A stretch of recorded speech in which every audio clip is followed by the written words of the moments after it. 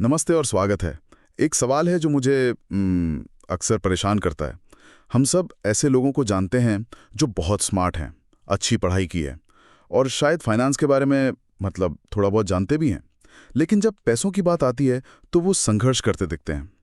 ऐसा क्यों है कि आर्थिक रूप से साक्षर होना और आर्थिक रूप से स्वतंत्र होना, ये दो बिल्कुल अलग-अलग बातें हैं? ये एक बहुत बड़ा सवाल है और इसका जवाब किसी फॉर्मूले या स्प्रेडशीट में नहीं मिलता। हमारे पास आज एक किताब का अंश है जो इसी गुत्थी को सुलझाने की कोशिश करता है और उसका तर्क बड़ा सीधा है।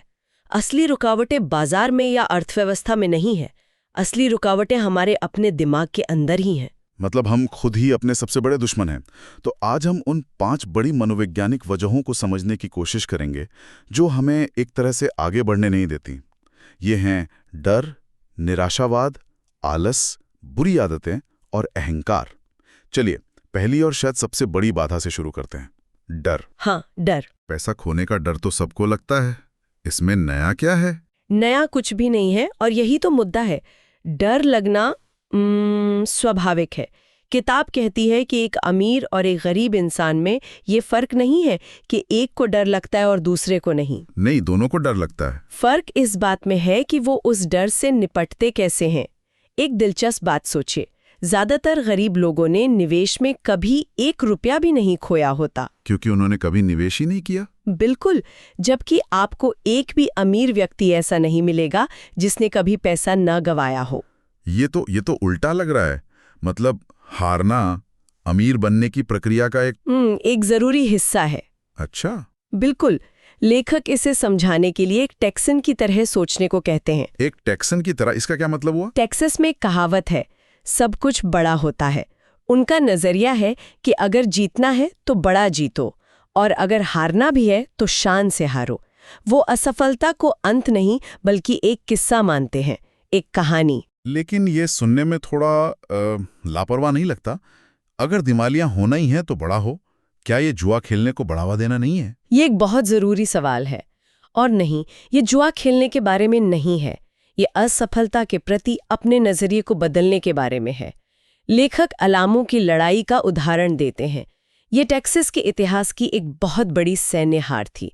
वे बहुत बुरी तरह हारे थे। लेकिन आज टेक्सास में लोग उसे कैसे याद करते हैं? एक नारे के साथ, अलामों को याद रखो। उन्होंने एक विनाशकारी हार को एक प्रेरणादायक प्रतीक में बदल दिया है। तो विजेताओं के लिए हार उन्हें प्रेरित करती है और हारने वालों के लिए हार उन्हें तोड़ देती है। जैसे साइकिल चलाते सीखते वक्त गिरना जरूरी है। हर बार गिरने से आप डरते नहीं, बल्कि संतुलन के बारे में कुछ नया सीखते हैं। ठीक वही बात। और इसका सीधा असर आपकी निवेश रणनीति पर पड़ता है। 90% से ज्यादा लोग हार से बचने के लिए खेलते हैं, जीतने के लिए नहीं। वो एक क्या कहते हैं, संतुलित पोर्टफोलियो बनाते हैं। थोड़ा कैश, कुछ कम मुनाफे वाले बॉन्ड्स, कुछ म्यूचुअल फंड। हाँ, एक सुरक्षित पोर्टफोलियो। सुरक्षित, हाँ, जो आपको शायद दिवालिया होने से बचा ले, लेकिन ये आपको अमीर नहीं बनाएगा। तो फिर जीतने वाली रणनीति क्या है? अगर संतुलन नहीं तो क्या? लेखक के अनुसार जीतने की रणनीति है केंद्रित होना, मतलब focused. Thomas Edison, Bill Gates, George sorrows, ये सब अपने शुरुआती दिनों में संतुलित नहीं थे। वे एक विचार, एक कंपनी, एक रणनीति पर पूरी तरह केंद्रित थे। लेखक ने एक दिलचस्प एक्रोनिम भी दिया है, focus, follow one cause until successful. एक रास्ते पर तब तक चलो जब तक सफल ना हो जाओ। सही। लेकिन हमें तो हमेशा यही सिखाया जाता है कि अपने सारे अंडे एक टोकरी में मत रखो। क्या ये उस सलाह के बिल्कुल विपरीत नहीं है? ये एक बहुत अच्छा पॉइंट है। हाँ, ये उस सलाह के विपरीत है, लेकिन संदर्भ बहुत महत्वपूर्ण है। सारे अंडे एक टोकरी में मत रखो वाली सलाह उन लोगों के लिए है जो पहले से ही अमीर हैं और अपनी संपत्ति को बचाना चाहते हैं। लेकिन अगर आप संपत्ति बनाना चाहते हैं तो आपको अपने संसाधन, मतलब समय, पैसा, ऊर्जा को किसी एक चीज पर केंद्रित करना होगा। तभी आप गति पकड़ सकते हैं। अच्छा, तो एक बार जब आप सफल हो जाते हैं तब आप विविधीकरण या डाइवर्सिफिकेशन के बारे में सोच सकते हैं। बिल्कुल। डर हमें बहुत जल्दी और बहुत ज्यादा फैलाने पर मजबूर करता है, जिससे हम कहीं भी महत्वपूर्ण प्रगति नहीं कर पाते। समझ गया। तो डर पर काबू पाने का मतलब है हार को सीखने का एक मौका समझना और शुरुआती दौर में सुरक्षित खेलने के बजाय केंद्रित होकर बड़ा दांव लगाना। लेकिन मान लीजिए किसी ने हिम्मत करके ये कदम उठा भी लिया, फिर अक्सर एक अंदर की आवाज उसे परेशान करने लगती है। क्या होगा अगर सब गलत हो गया? ये हमें दूसरी बाधा पर लाता है, निराशावाद। हाँ, निराशावाद या सनक। जी। लेखक इसे चिकन लिटिल की कहानी से समझाते हैं। वो चूजा जो हमेशा चिल्लाता रहता था, आसमान गिर रहा है। The sky is falling. हाँ, हम सबके अंदर एक चिकन लिटिल होता है जो हर अवसर में खतरा देखता है। ये शक और चिंता की एक अंतहीन आवाज है जो हमें एक तरह से पंगु बना देती है। और ये आवाज सिर्फ हमारे अंदर से नहीं आती, कई बार ये हमारे दोस्तों, परिवार वालों, पड़ोसियों की शक्ल में आती है। बिल्कुल, ये बाहरी शोर बहुत खतरनाक हो सकता है। किताब में लेखक के दोस्त रिचर्ड का एक बेहतरीन उदाहरण है। रिचर्ड को फीनिक्स में एक रियल एस्टेट का सौदा मिला जो बाजार मूल्य से बहुत बहुत सस्ता था।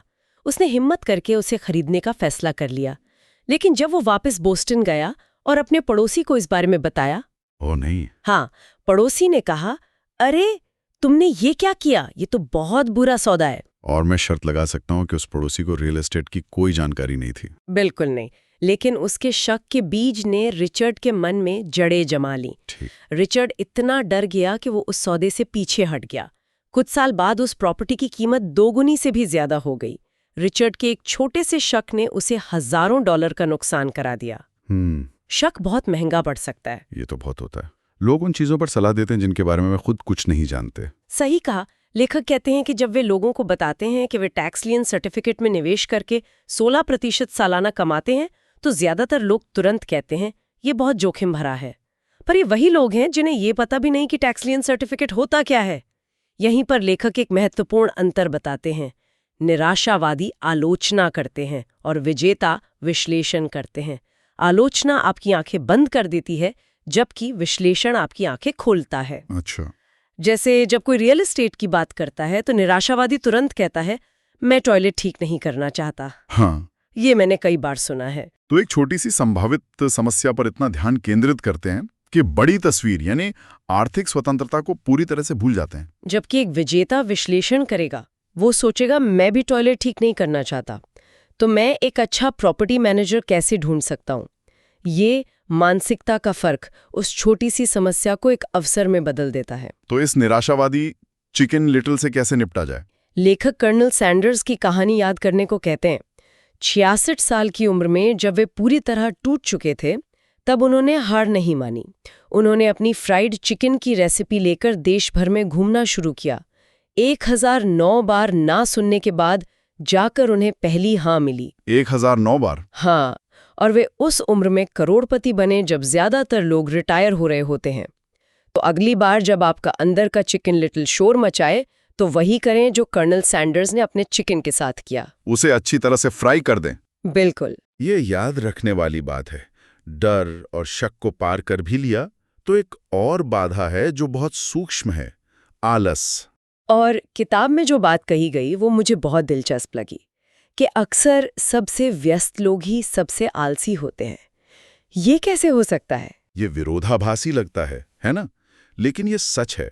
लोग खुद को काम में, बच्चों की देखभाल में, टीवी देखने में इतना व्यस्त रखते हैं कि उनके पास उन जरूरी चीजों के बारे में सोचने का समय ही नहीं बचता जिनका वो सामना नहीं करना चाहते। जैसे कि उनकी सेहत या उनकी आर्थिक स्थिति। हाँ, ये व्यस्तता एक तरह का बहाना है। वे जानते हैं कि उन्हें अपनी आर्थिक स्थिति सुधारने के लिए कुछ करना चाहिए, लेकिन उस मुश्किल काम का सामना करने के बजाय वे खुद को किसी आसान काम में व्यस्त कर लेते हैं। तो इस व्यस्तता वाले आलस का इलाज क्या है? इलाज थोड़ा अजीब लग सकता है। लेखक कहते हैं इसका इलाज है थोड़ा सा लालच। लालच? हमें तो बचपन से सिखाया गया है कि लालच बुरी बला है। क्या है? कुछ बेहतर पाने की इच्छा, एक बेहतर जिंदगी की चाहत। लेखक कहते हैं कि अपराध बोध आपकी आत्मा को कुचल देता है, जबकि इच्छा आपको आगे बढ़ने के लिए प्रेरित करती है। इसे व्यवहारिक रूप में कैसे इस्तेमाल करें? 2 वाक्यों के बीच का फर्क देखिए। पहला, मैं इसे खरीद नहीं सकता, और दूसरा, मैं इसे कैसे खरीद सकता हूँ। पहला वाक्य आपके दिमाग पर ताला लगा देता है। ये एक बयान है, एक अंत है। सोचने की प्रक्रिया वहीं रुक जाती है। जबकि दूसरा वाक्य, मैं इसे कैसे खरीद सकता हूँ, एक सवाल है, और ये सवाल आपके दिमाग को काम पे लगा देता है। ये एक कसरत है। ये संभावनाएं, उत्साह और सपने जगाता है। ये आपको समाधान खोजने के लिए मजबूर करता है। तो जब भी आप खुद को कोई जरूरी काम टालते हुए पाएं, तो खुद से पूछें, इसमें मेरे लिए क्या है? थोड़ा लालची बने। सोचिए कि अगर आपको फिर कभी काम न करना पड़े, तो आपकी जिंदगी कैसी होगी? यही इच्छा आपको उस आलस से बाहर खींच लाएगी। ये एक शक्तिशाली मानसिक बदलाव है, यानी आलस को इच्छा से हराना। लेकिन इच्छा होने के बाद भी अगर हमारी रोजमर्रा की आदतें गलत हैं, तो हम कहीं नहीं पहुंचेंगे। ये हमें चौथी बाधा पर लाता है, बुरी आदतें। हाँ, आदतें। लेखक कहते हैं कि हमारा जीवन हमारी शिक्षा से ज्यादा हमारी आदतों का प्रतिबिंब है। और जब पैसों की बात आती है, तो एक आदत बाकी सबसे ज्यादा महत्वपूर्ण है। वो आदत है, पहले खुद को भुगतान करो। पे योरसेल्फ फर्स्ट। इसका क्या मतलब है? ज्यादातर लोग क्या करते हैं, महीना शुरू होता है, तनख्वाह आती है और वे सबसे पहले अपने सारे बिल चुकाते हैं। मकान मालिक को, क्रेडिट कार्ड कंपनी को, सरकार को, और महीने के अंत में अगर कुछ बचता है तो वे उसे अपने लिए रखते हैं। ये तो जिम्मेदार तरीका लगता है। पर ये आपको गरीबी के जाल में फंसाए रखता है। लेखक इसकी उल्टी सलाह देते हैं। वे कहते हैं, तनख्वाह आते ही सबसे पहले अपनी संपत्ति वाले कॉलम के लिए एक हिस्सा अलग रखें, मतलब निवेश या बचत के लिए, और उसके बाद बाकी दुनिया को भुगतान करें। लेकिन अगर बिल चुकाने के लिए पैसे कम पड़ गए तो? लेनदार तो दरवाजे पर आ जाएंगे। ये तो बहुत ज्यादा दबाव वाली स्थिति होगी। और यही तो इसका मनोविज्ञान है। यही दबाव तो चाहिए। जब आप खुद को आखिर में भुगतान करते हैं तो कोई दबाव नहीं होता, लेकिन जब आप खुद को पहले भुगतान करते हैं तो बिल चुकाने का दबाव आप पर होता है। ये दबाव आपको आय के नए स्रोत खोजने के लिए, ज्यादा स्मार्ट बनने के लिए मजबूर करता है। ये आपके वित्तीय दिमाग की मांसपेशियों की कसरत करने जैसा है। बिल कलेक्टरों का डर आपको कमजोर नहीं बल्कि मजबूत बनाता है। ये उस कमजोर आदमी की कहानी जैसा है जिसके चेहरे पर रेत फेंकी जाती है और वो उस अपमान का इस्तेमाल खुद को एक बॉडी बिल्डर में बदलने के लिए करता है। बिल्कुल सही। आप उस दबाव का इस्तेमाल खुद को बेहतर बनाने के लिए करते हैं। ये वाकई एक क्रांतिकारी विचार है। अब हम अपनी आखिरी बाधा पर आते हैं, जो शायद इन सब में से सबसे ज्यादा नुकसान पहुंचा सकती है, अहंकार। अहंकार। लेखक कहते हैं, जो मैं जानती हूं वो मुझे पैसा कमा कर देता है, जो मैं नहीं जानती वो मेरा पैसा डुबो देता है, और मैंने जब भी अहंकार किया है मैंने पैसा खोया है। अहंकार अज्ञानता और आत्मविश्वास का एक घातक मिश्रण है। मैंने अक्सर देखा है कि जो लोग किसी विषय के बारे में बहुत कम जानते हैं, वही सबसे ज्यादा आत्मविश्वास से बात करते हैं। हाँ, इसे डनिंग क्रूगर प्रभाव भी कहते हैं। कई लोग अपनी अज्ञानता को छिपाने के लिए अहंकार का इस्तेमाल करते हैं। वे बड़ी बड़ी बातें करेंगे, मुश्किल शब्दों का इस्तेमाल करेंगे, ये दिखाने के लिए कि वे कितने जानकार हैं। लेकिन असल में ये सिर्फ एक मुखौटा होता है। सच्चा ज्ञान शांत होता है, उसे दिखावे की जरूरत नहीं पड़ती। तो अहंकार से बचने का तरीका क्या है? विनम्रता, ये स्वीकार करना कि आप सब कुछ नहीं जानते। जब आपको पता चले कि आप किसी विषय में अज्ञानी हैं, तो अहंकार से उसे ढकने के बजाय उस क्षेत्र के किसी विशेषज्ञ को ढूंढें या उस विषय पर एक किताब पढ़ें। खुद को शिक्षित करें। अपनी अज्ञानता को स्वीकार करना सीखने की प्रक्रिया का पहला कदम है। तो ये थी वो 5 बाधाएं: डर, निराशावाद, आलस, बुरी आदतें और अहंकार। जैसा कि हमने देखा, ये सभी आंतरिक रुकावटें हैं। इनका बाहरी दुनिया से कोई सीधा लेना देना नहीं है। और यही इस पूरी चर्चा का सार है। वित्तीय स्वतंत्रता हासिल करने के लिए सिर्फ तकनीकी जानकारी काफी नहीं है। आपकी मानसिकता, आपका नजरिया और इन आंतरिक बाधाओं पर काबू पाने की आपकी क्षमता, वो कहीं ज्यादा महत्वपूर्ण है। यही जानने और करने के बीच की खाई को पाटता है। आज की इस बातचीत को समाप्त करते हुए हम श्रोताओं के लिए एक विचार छोड़ना चाहेंगे। स्रोत सामग्री हमें अपनी आंतरिक बाधाओं पर काबू पाने के लिए कहती है, लेकिन अक्सर हमारी ये बाधाएं उन लोगों से और मजबूत होती हैं जिनके साथ हम अपना समय बिताते हैं। हमारा डर, हमारा निराशावाद अक्सर हमारे आसपास के लोगों का प्रतिबिंब होता है। तो सवाल ये है, क्या सबसे बड़ी बाधा सिर्फ आंतरिक है, या ये उन लोगों की संगत चुनने की हमारी आदत भी है जो हमें आगे बढ़ने से रोकते हैं? और इस माहौल को बदलने के लिए आज कौन सी एक बातचीत शुरू की जा सकती है?